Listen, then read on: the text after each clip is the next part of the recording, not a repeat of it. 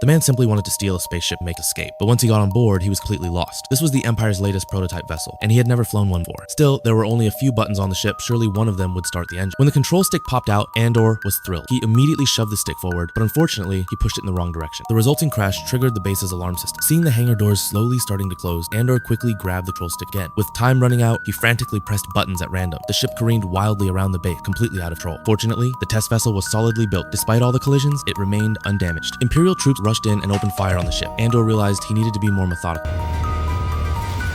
But by then, the base's main doors had already sealed shut. How would he escape now? While pondering, a red dot suddenly appeared on his radar. Andor swiftly maneuvered the ship to dodge it. An Imperial soldier had slipped through the defenses and was preparing to launch a second rocket. Andor immediately tried to activate the ship's laser cannon, but even though he had the button in his sights, there was no response. The earlier impacts had clearly caused some short circuit. Meanwhile, the Imperial soldier was already raising his rocket launcher. With no alternatives, Andor desperately tried the laser controls several more times. To his surprise, when the cannon finally fired, its power was impressive. This gave him an inspiration with several well-placed shots. He could blast an exit through the wall. Though Andor managed to escape, he still hadn't mastered the art of flying. The ship came to a precarious stop at the edge of a cliff. Making matters worse, two new red dots appeared on his radar. The Empire had dispatched a patrol fleet. Just as the enemy fire was about to hit the ship, Andor finally figured out how to take off final second. His piloting skills were still rough, causing the ship bounce around the canyon like a bumper car. Remarkably, the test vessel's armor plating was so thick that even the pursuer's machine gun fire couldn't penetrate. As the ship continued to weave and dodge, Andor gradually became more comfortable with trolls. Now he needed to shake off his pursuers. Spotting a narrow tunnel ahead, he fired a rocket at just the right moment, using the timing to bury his pursuers under the collapsing passage.